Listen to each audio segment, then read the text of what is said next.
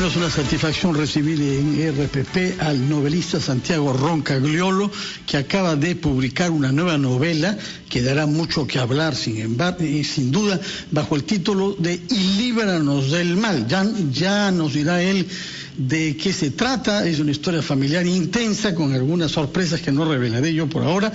Pero antes de darle la palabra, quisiera señalar también que es el hijo de un destacado sociólogo fallecido hace 2 semanas, Rafael Roncagliolo, que hemos recibido en RPP en varias oportunidades y que durante las últimas décadas fue uno de los grandes artífices del diálogo en el Perú, habiendo creado la Asociación Civil Transparencia y habiendo dirigido inicialmente el Acuerdo Nacional. Esta tarde, justamente a las 6, hay un homenaje a él en esta institución. Santiago Roncagliolo reciba, pues, en primer lugar, nuestro pésame y nuestra satisfacción de ver que Rafael Roncagliolo tiene un hijo como usted, que está continuando este compromiso con el Perú, si bien lo suyo es sobre todo escribir literatura. Buenos días. ¿Qué tal? Buenos días, Fernando. Muchas gracias. Mónica, ¿qué tal? Buenos días. Gracias por la invitación, gracias por sus palabras sobre mi padre. Lo han despedido con mucho cariño y eso lo ha hecho todo menos difícil. Y la historia, digamos, que se narra, Santiago, como decía bien Fernando, y por supuesto nos unimos a ese abrazo entrañable, todos hemos conocido de una u otra manera a su padre, Rafael.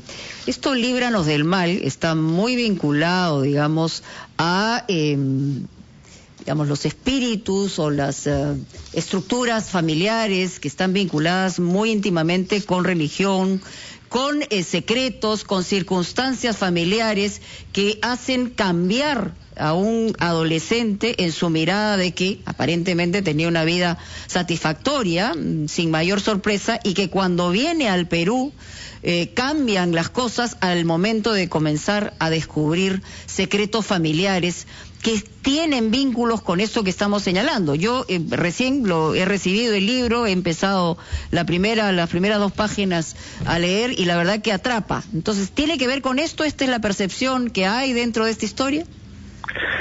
Sí, es la historia, el protagonista se llama Jimmy y ha crecido en Estados Unidos, pero su padre es peruano, solo que él no sabe nada de Perú, no sabe nada de su propia historia, nunca ha estado ahí. Okay. Y cuando su abuela enferma de gravedad, su padre no va a ir a cuidarla y viene él. Viene Jimmy a cuidar a su abuela, que es lo único que lo ata a este país y a conocer este país. Okay. Y empieza a descubrir por qué su padre nunca le ha hablado de él y por qué no ha querido ir y cómo su familia oculta cosas terriblemente oscuras bajo un manto de silencio, ¿no? Cosas que no se pueden pronunciar. Y esto le da mucho suspenso a la historia. Es una historia de suspenso y casi, para mi opinión, es una historia de terror, solo que los fantasmas de la realidad están en el corazón de las personas, ¿no? En la mente de las personas, en el daño que unas se pueden hacer a otras. ¿Cómo está, Santiago? Muy buenos días. Felicitaciones por la obra. 2 preguntas de mi parte. ¿Qué lo inspiró a usted a esta obra? ¿Tiene alguna serie de vínculos con experiencias vividas, ya sea propias o de terceros? Y en segundo lugar, ¿se plantea usted en la novela preguntas como ¿hasta dónde puede llegar la obediencia ciega? ¿Cuando el silencio nos hace cómplices o culpables? ¿Esas preguntas han encontrado en usted respuesta con la realización de esta obra? Bueno, me interesaban mucho los casos en muchos países. Súbitamente era como una plaga de países donde había habido casos de abuso de menores en sectores ultraconservadores de la Iglesia. Y conocí gente, sobre todo en el Perú, pero en diversos países, que había sufrido o investigado o de distintos modos estado cerca de estos casos atroces. Pero lo más frustrante es que periodísticamente hay cosas que nunca sabrás. Hay un muro más allá de cierto punto a donde nadie te lo va a contar y solamente puedes especular cómo ocurren estas cosas, cómo se llega a ser, cómo la gente que alguna vez fue inocente, religiosa y buena se convierten en monstruos, ¿no? Es ahí donde entra la literatura, donde la verdad no llega y nuestra imaginación quizá puede iluminar las cosas que nos hacemos las personas. En nombre de, digamos, de compactar una serie de hechos criminales al fin y al cabo, pero que mucha gente de alguna forma guarda silencio para mantener el statu quo y eventualmente, y lo quiero resaltar, no traicionar eso sobre el que basa su propia fe. Sí, yo creo que a veces confundimos los crímenes de nuestros amigos con sus buenas obras. O sea, tú puedes ser un buen amigo y ser un monstruo y tendrás que ir preso por esa monstruosidad, ¿no? Así es. Ser pederasta no es muy católico, la verdad. Yo creo que un católico claro que no. en condiciones está en contra de la pederastia. Sí. Y de los peores, ¿no? Porque no solamente el hecho del crimen mismo, sino la hipocresía al máximo en el nombre de Dios y, en fin, y de la ley cristiana, ¿no? Bueno, es que si hablas de estas cosas, y creo que es la razón por la que tienen que haber libros, la reacción va a ser muy dura y por parte de gente que no sospeches, no solamente por parte del abusador al que acuses, sino por parte de tu familia, por parte de tu entorno, por parte de tu colegio, por parte de todas las... Porque si te ha pasado eso, y eso es lo más duro que tienen que enfrentar las víctimas, todos se sienten responsables.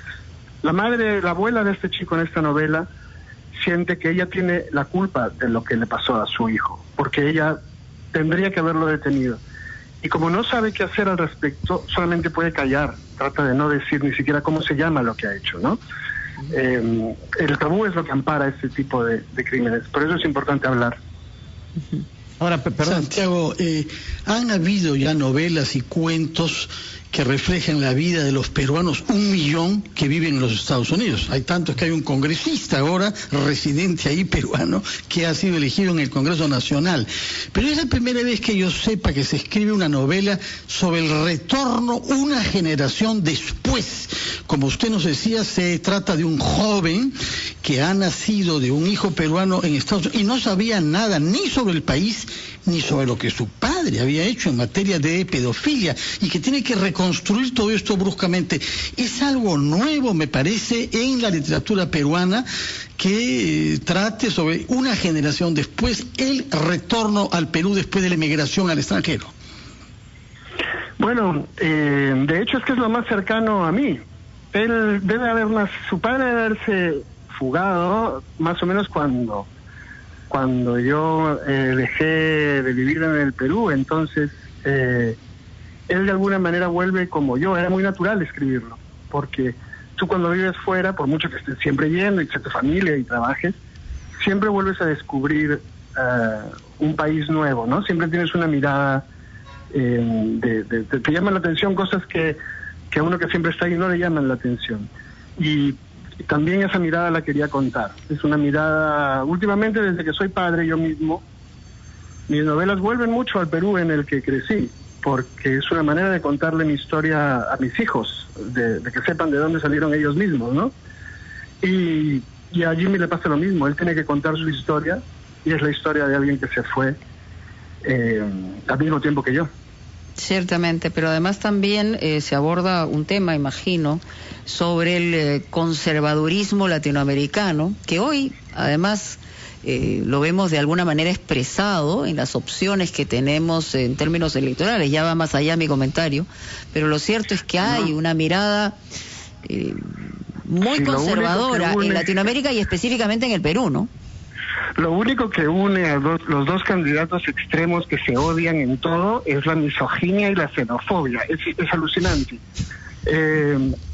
Creo que es un país que tiene mucho miedo a los que son diferentes, sexualmente diferentes, extranjeros, raros. Es un país y lo mismo pasa en general en América Latina. Es una región donde hay mucha desigualdad y la gente es muy diferente y tiene miedo de eso. Es una gran asignatura pendiente. O sea, o es miedo o es... Así es. Perdón, quería preguntarle, puesto que usted ha introducido estos temas electorales, usted ha declarado... No, yo se lo he preguntado, tengo que decirlo. Votar. Cierto, bueno, en fin, atribuyámoslo a él. Usted ha declarado que no sabe todavía por quién va a votar, pero de lo que está seguro es que en ningún caso estará orgulloso de su voto. ¿Puede, por favor, explicarnos esto? Bueno, es que es una campaña muy rara. Lo que hacen normalmente dos candidatos que han tenido un tercio de los votos es buscar los otros 2 tercios, acercarse a gente que no los votó, por ejemplo, tratando de convencer, de dar garantías de estabilidad democrática, de institucionalidad, de respeto por la libertad de expresión, de muchísimas cosas. Lo que han hecho los 2 candidatos es todo lo contrario. Uno, no decir nada, a ver si llega a las elecciones callado, y la otra, galvanizar a sus bases y repetir el mismo mensaje, decir una y otra vez que es la misma de siempre.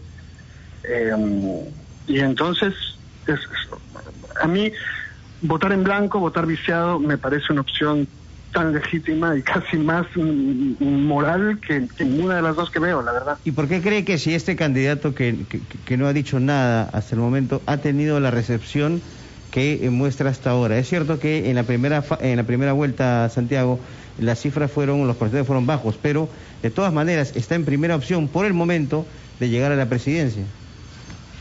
Sin duda, y yo creo que él está tratando de usar sus silencios lo mejor que pueda, porque él representa a mucha gente, y mucha gente se ha sentido representada por él, porque ya nadie, todo ese centro, todo eso que hay al medio, yo creo que ha fracasado con el espectáculo de los últimos 5 años, ¿no? De la última legislatura. Y con una pandemia que te ha revelado que después de 30 años de un consenso económico que nunca se ha detenido, pues medio país no tiene nevera, medio país no tiene una cuenta bancaria, puedes tener dinero para pagar tu hospitalización en un privado y no tener lugar en un hospital privado. O sea, el sistema no está en su mejor momento de credibilidad. Ciertamente. Y eso está haciendo que la gente busque lo más extremo, porque es lo que más representa su resentimiento con el sistema. Y en ese sentido yo sí coincido, que en lo único que coinciden ambos es justamente estar dentro del terreno del conservadurismo más puro y duro. Y eso también es parte de lo que se refleja de nuestro país en relación a los miedos al cambio en general. Quieren cambios, pero otros cambios no quieren porque estarían, digamos, moviéndole el piso a muchísima gente, ¿no? Bueno, hay fenómenos que son de todos lados. Esta polarización tampoco es solo del Perú, ¿ah?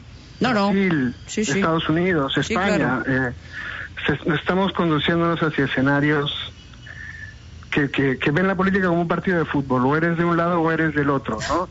Sí, muy bien. No hay nada que te haga cambiar de opinión. Sí. Creo que que tenemos que buscar más bien el matiz, la reflexión, la tranquilidad. Lo que pasa es que eso es aburrido mediáticamente y en redes sociales. Es más fácil lo otro. Requiere un esfuerzo ciudadano importante también, que el nivel del debate político se mantenga. Muy bien, Santiago Roncagliolo está con nosotros, Y Líbranos del Mal es este libro que ya está en librería, supongo, ¿no? Ya espero. Okay. No puedo salir porque hay pandemia, pero creo que allá afuera está. Muy bien. Gracias, vamos a una pausa. Ya regresamos.